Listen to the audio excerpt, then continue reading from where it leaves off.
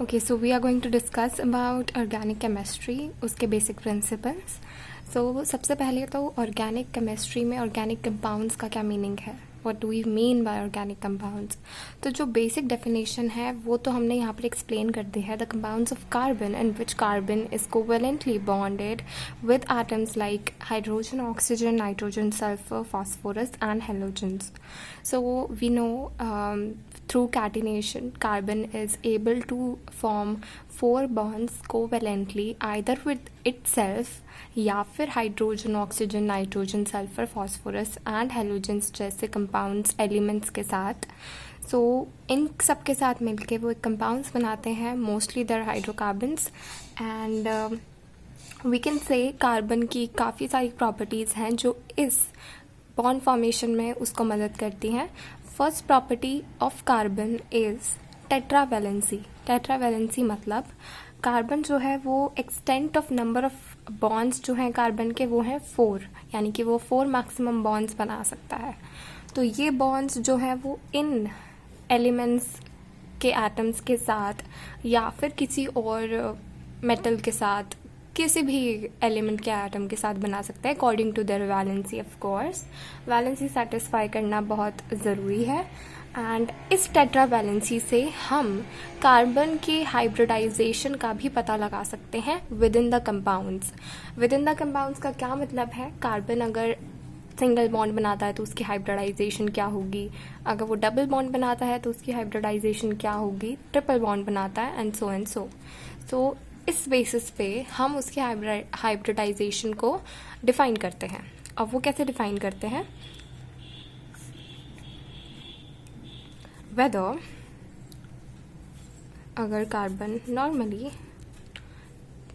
4 bonds बना रहा है हाइड्रोजन के साथ तो यहाँ पर हम इसको डिफाइन करते हैं sp3 हाइब्रिडाइजेशन. sp3 हाइब्रिडाइजेशन में ये है सिंपलेस्ट फॉर्म. इसका एक्सटेंट ऑफ हाइब्रिडाइजेशन बहुत कम है. बॉन्ड काफ़ी लंबा होता है और काफ़ी वीक माना जा सकता है as in case with respect to other elements. C2H4. This is methane, this is ethane. तो ऐसे ऐसे करके sorry this is not ethane, it is ethene. C2H4 I can write it as elongated form double bond दिखा के. Double bond का मतलब है यहाँ पर एक पाई बॉन्ड है. पाई बॉन्ड को भी हम एक्सप्लेन कर सकते हैं बहुत ही अच्छे तरीके से according to molecular orbital theories and all. So यहाँ पर एक पाई बॉन्ड आ चुका है और यहाँ पर इसकी हाइब्रिडाइजेशन हो गई है sp2. वैसे ही अगर मैं इथाइन लिखूँ, इथाइन यानी कि CH ट्रिपल बॉन्ड CH, इसकी हाइब्रिडाइजेशन होगी sp. सो यहाँ पर हम ये कह सकते हैं हाइब्रिडाइजेशन का काफ़ी सारा इन्फ्लुएंस होता है on the bond length and bond enthalpy. अगर हाइब्रिडाइजेशन ज़्यादा है तो उसका इक्वल एंड इफेक्टिव इफेक्ट होगा बॉन्ड लेंथ पे. ये बोल सकते हैं कि जो sp होता है, sp हाइब्रिडाइजेशन में जो एटम्स है it is more closer, the orbital is more closer towards the nucleus and thus it is shorter and stronger.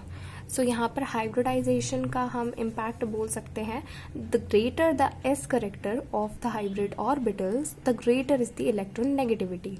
How? Electronegativity का मतलब कैसे बन रहा है यहाँ पर? जितना ज़्यादा s करेक्टर होगा उतना ही ज़्यादा जो एलिमेंट है, जो ऑर्बिटल है वो न्यूक्लियस के पास होगा.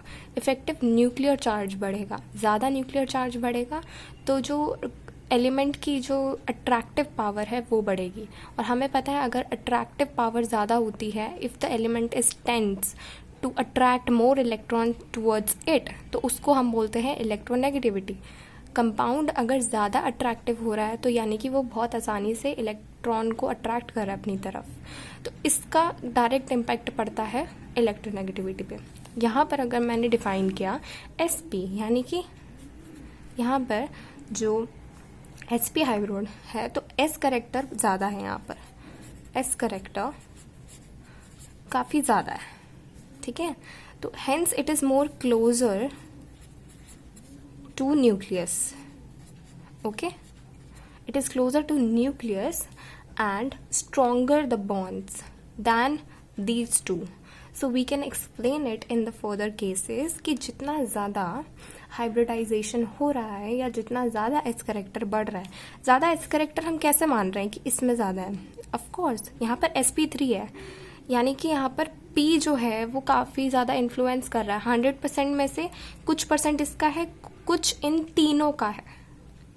इधर थोड़ा सा ज़्यादा है उसका करेक्टर, पर यहाँ पर तो 50% हो गया. 100% में से 50% P का, 50% S का. जितना ज़्यादा P इंक्रीज होता जा रहा है उतना ज़्यादा S करेक्टर कम होता जा रहा है. यहाँ पर S करेक्टर ज़्यादा है, इसका मतलब वो क्लोजर टू न्यूक्लियस है and bound is more electro negative. I hope इतना क्लियर है. तो हम यहाँ पर एक डायरेक्ट रिलेशनशिप निकाल सकते हैं हाइब्रिडाइजेशन का. The more the S character, the more will be the electronegativity. तो ये जो सारी हमने एक्सप्लेनेशन दी है इस चीज़ को समझने के लिए कि कैसे उसकी इलेक्ट्रोनेगेटिविटी बढ़ रही है, जो मैंने यहाँ पर इसको एक्सप्लेन कर दिया है, इसको याद रखने की ज़रूरत नहीं है, बट इवेंचुअली आप इसको कनेक्ट कर पाएंगे. तो हम एक सिंपल सा कंडीशन याद रख सकते हैं फॉर फ्यूचर केसेस.